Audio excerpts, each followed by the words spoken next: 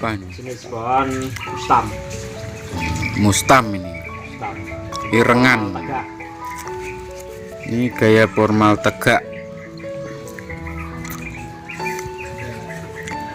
Ini mau mencari muka dulu ya.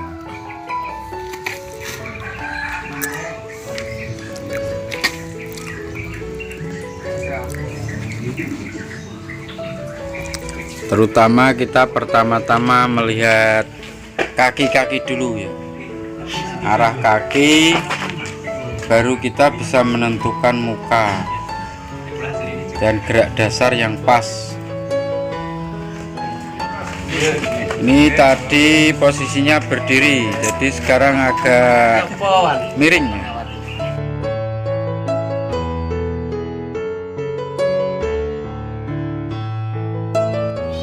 Jadi pengawatan untuk pohon tertentu terkadang kalau sudah agak besar sedikit itu agak susah. Jadi kita harus pelan-pelan kita kasih pemanasan dulu ya, jangan langsung dikawat. Jadi pelan-pelan kita tekuk perlahan, kita alurnya kita pemanasan dulu, nanti setelah agak lentur kita kawat ya. Jadi kalau serut mungkin masih lentur ya, tapi kalau jenis seperti sisir atau mustam ini agak rawan patah. Jadi kita pelurut dulu. Jadi alangkah baiknya kalau kita mau mengawat bonsai ya, sebaiknya setelah bonsai itu kena panas ya. Jadi kalau kena panas dia akan lebih lentur ya, daripada pagi hari sebelum kena panas kita kawati, pasti dia kaku, apalagi malam hari.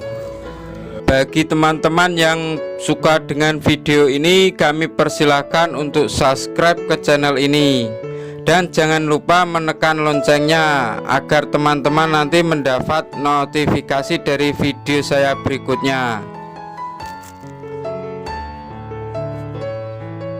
Ini konsep awal pembentukan cabang-cabang ala arah mahkota pada bonsai mustam. Pencabangan, Hasil pencabangan setelah kita konsep gerak dasar yang awalnya tegak, ini kita miringkan supaya alurnya lebih jelas, lebih berkarakter. Ini memperkuat karakter gerak dasar hidupnya ya. Tadi tegak lurus, sekarang agak dimiringkan untuk mencari gerak dasar karakter pohon yang kuat. Ini kita lihat akar-akarnya, kita tonjolin akar-akarnya ya. Ini masih bertahap aja ya, nanti kalau sudah kuat kita serabut-serabut yang enggak terpakai kita buangi sedikit-sedikit. Jadi serabut jangan langsung kita buang ya, biar dia kuat dulu, nanti suatu saat serabut yang enggak terpakai di depan itu kita buangin, kita tonjolin kaki-kaki yang besar.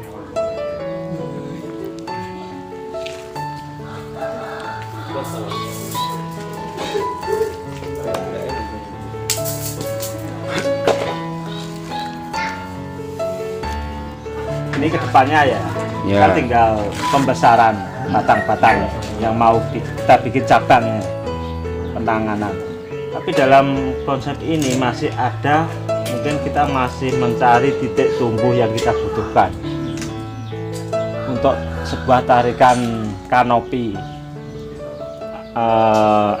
Mesti kanan kirinya ini kan soalnya semi formal ya, ini model-model sakan ini. Berarti butuh tarian. Ini yang masih kosong yang sini. Nah ini masih kosong.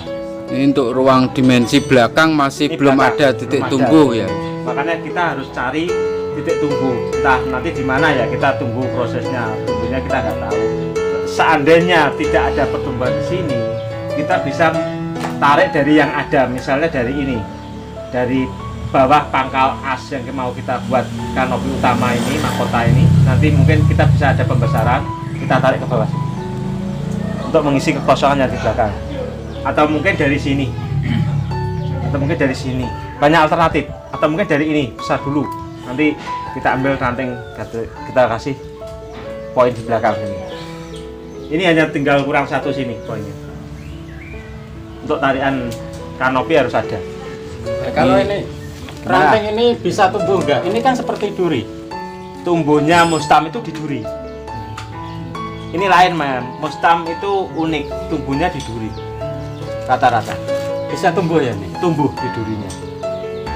Jadi untuk bonsai mustam ini, pohon mustam itu duri-durinya itu bisa jadi anak cabang atau ranting ya, seperti serut lanang atau starblus. Itu jenis lain kayak duri, kayak di apa?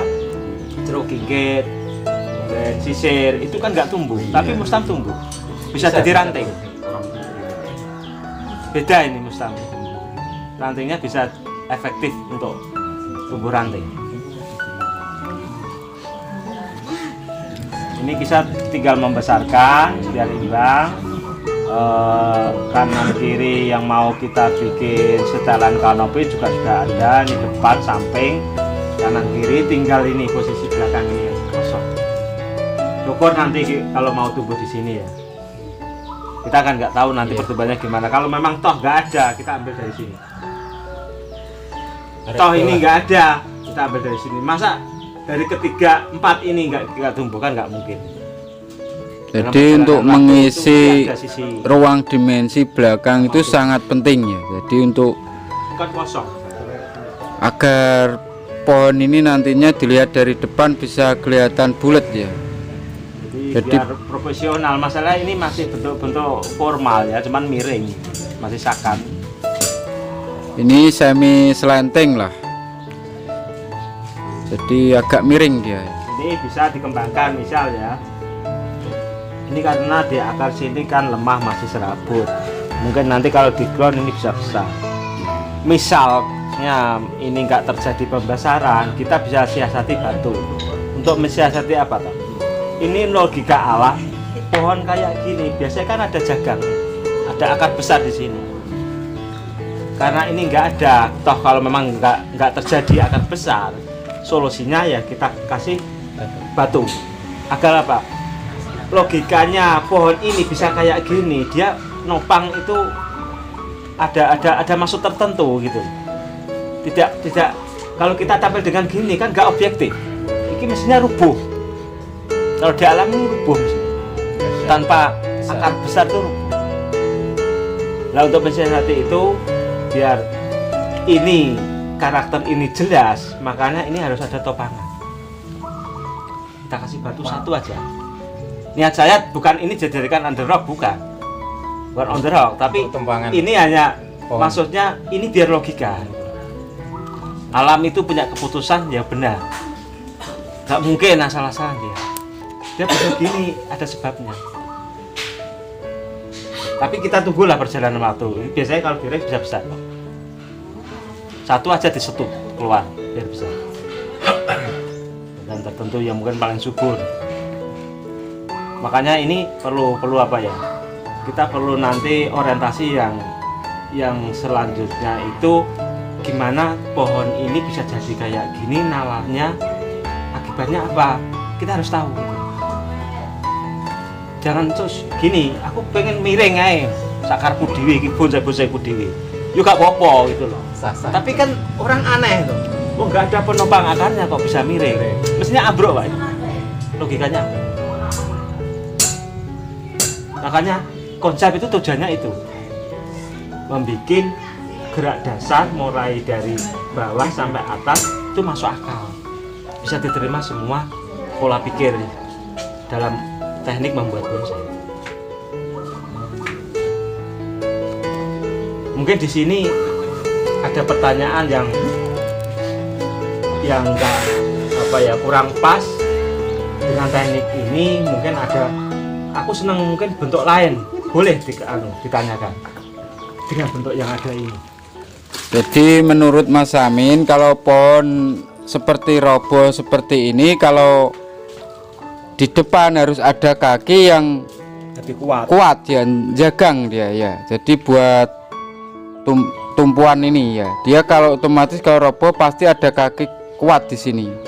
Kalau memang tidak ada, kita bisa siasati dengan kita tempeli batu ya. Nah, batu itu menandakan jadi hidup di alam dia itu kuatnya itu karena ada batu itu ya, bukannya kelemahan sebenarnya. Di alam pun ada kadang ya.